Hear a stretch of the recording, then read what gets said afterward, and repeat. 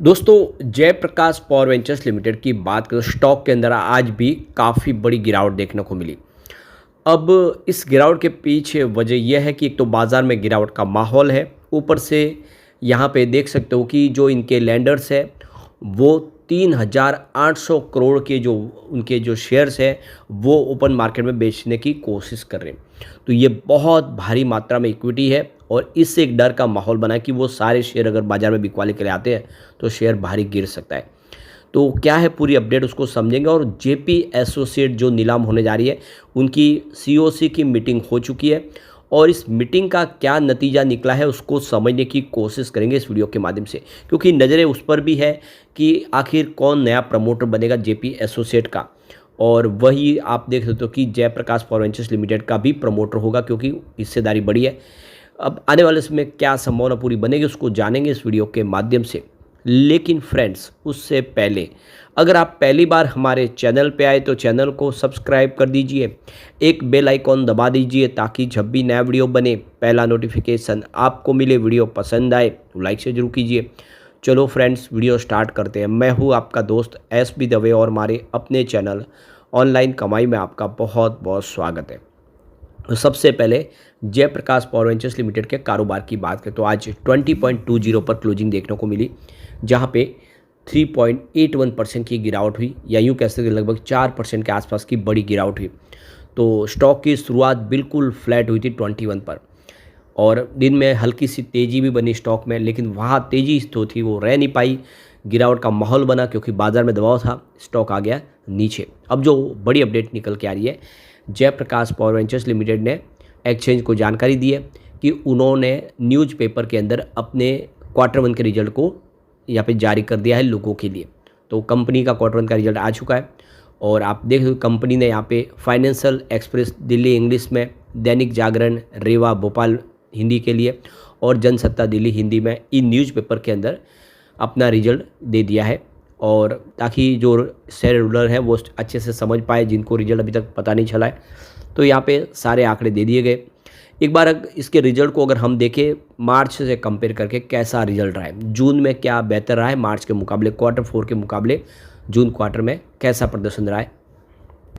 तो सबसे पहले बात करें कंपनी के टोटल इनकम की, तो मार्च 2025 में 1366.67 करोड़ की टोटल इनकम थी, जो जून 2025 में बढ़ के 1630.88 करोड़ तक पहुंच गई है।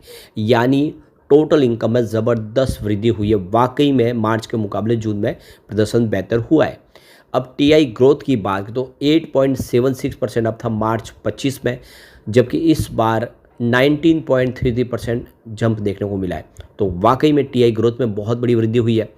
अब बात करें टोटल खर्च की, तो क्वार्टर फोर में 1068.34 करोड़ का टोटल खर्च हुआ था, जो जून क्वार्टर में 1099.13 करोड़ के आसपास हुआ। तो हल्का सा खर्च बढ़ा है, लेकिन जितना इनकम में वृद्धि उतना ज़्यादा खर्च नहीं बढ़ा है। अब टीई ग्रोथ की बात करो 10.51% अप था मार्च 2025 में और इस बार जून क्वार्टर में 2.88% अप हुआ है।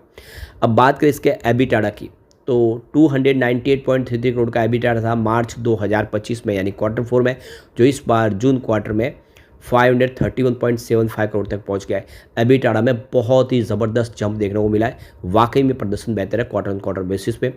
एबिटाडा ग्रोथ की बात करें 2.90% अप था मार्च क्वार्टर में, जबकि जून क्वार्टर में सीधा 78.24% का शानदार जंप देखने को मिला। अब बात करें प्रॉफिट आफ्टर टैक्स की, तो 155.67 करोड़ का प्रॉफिट बताया था मार्च क्वार्टर में, जो इस बार जून क्वार्टर में 278.13 करोड़ तक पहुंच गया है। तो प्रॉफिट में भी शानदार वृद्धि देखने को मिली है। तो रिवेन्यू और प्रॉफिट दोनों ने ही दमदार प्रदर्शन किया है क्वार्टर ऑन क्वार्टर बेसिस पे। अब पैट ग्रोथ की बात करें तो 22.88% अप था मार्च क्वार्टर में यानी क्वार्टर फोर में, जो जून क्वार्टर में 78.67% अप हुआ है। यानी पैट ग्रोथ में वृद्धि हुई है ज़बरदस्त। एबिटाडा मार्जिन देखे तो 21.83% था क्वार्टर फोर में, जो इस बार जून क्वार्टर में देखे तो 32.61% के आसपास रहा है। नेट प्रॉफिट मार्जिन 11.39% था मार्च क्वार्टर में, जो इस बार क्वार्टर वन में देख सकते हो कि 17.05% तक पहुंच गया है। वाकई में बेहतर। बात करें इसके बेसिक ईपीएस की तो 0.15 रुपये के आसपास था मार्च 2025 में, जो जून क्वार्टर में सीधा 0.31 रुपये तक पहुंच गया, यानी डबल हो चुका है ईपीएस। वाकई में बहुत ही बेहतरीन रिजल्ट दिया है क्वार्टर ऑन क्वार्टर बेसिस पे। ईयर ऑन बेसिस पे हल्का सा दबाव में है रिजल्ट, लेकिन क्वार्टर ऑन क्वार्टर बेसिस पे बहुत ही बेहतर किया है। अब आप देख सकते हो कि ये जो बड़ी अपडेट निकल के आ रही है, जयप्रकाश एसोसिएट की जो कमिटी ऑफ क्रेडिटर्स की मीटिंग हो चुकी है और उसका नतीजा हमारे सामने आ चुका है। तो यहाँ पे जेपी एसोसिएट लिमिटेड के जो लैंडर्स है वो चाहते हैं कि जितने भी 5 बिडर है वो विदाउट कंडीशन फिर से अपनी जो बिड है उसको रिवाइज करके वो प्लान पेश करें। तो सीओसी की तरफ से जो फैसला लिया गया है कि जो रिजोल्यूशन एप्लीकेशन सबमिट की गई है उनको कंडीशन से बाहर किया जाए, यानी किसी प्रकार की कोई कंडीशन न रखी जाए। आप जो भी आपकी डील है, जो आपकी बोली है वो सीधा लगा दे, फिर आप उसमें कंडीशन न लगाए, क्योंकि सबसे बड़ा मामला वो 1000 करोड़ की जो लैंड का जो अभी कोर्ट में है उसका फैसला प्लस भी हो सकता है माइनस भी हो, यानी फेवर में भी आ सकता है या नहीं भी आ सकता। तो वो कंपनी चाहती है वो सब आप छोड़ दे मैटर, अभी आप एट प्रेजेंट कितना दे सकते हो वैसी आप बोली लगाए। ऐसी बोली सिर्फ अंबानी की तरफ से लगाए, सॉरी अदानी की तरफ से लगी है, और ऐसे में जो फैसला है उनकी तरफ झुकता हुआ दिखाई दे रहा है। अगर कोई और यहाँ पे अनकंडीशनल बोली नहीं लगाता है तो फिर ये जो डील है ये अदानी ही फाइनल कर सकते हैं। तो सीओसी की मीटिंग के अंदर ये फैसला हो चुका है। बुधवार गुरुवार को उन्होंने रिव्यू किया और उसके हर लीगल पहलुओं को देखा कि किसका प्लान बेहतर है। तो अब धीरे धीरे उनका जो है एक तरह से ये मन बन चुका है कि अनकंडीशनल जो बिड होगी उसी को मंजूर करना है। तो यहाँ पे अदानी ग्रुप है जिनकी अनकंडीशनल बिड है, दालमिया भारत जिसकी सबसे बड़ी बिड है, लेकिन उन्होंने कंडीशन रखी है। वेदांता ग्रुप ने भी यहाँ पे कंडीशन रखी हुई है, जिंदाल स्टील की तरफ से भी कंडीशन है, और पीएनसी इंफ्राटेक ने भी यहाँ पे कुछ कंडीशन रखी हुई है। ऐसे में आप देख सकते हो कि क्या वो भी अपनी बोली बदलेंगे और कंडीशन है उसको हटाएंगे। तो फिर ऐसा होता है तो डालमिया भारत की बोली सबसे बड़ी है, क्या वो उस बिड को कम करेंगे? जो भी होगा आने वाला समय बताएगा कि ये कंपनी किसके नाम पे होगी।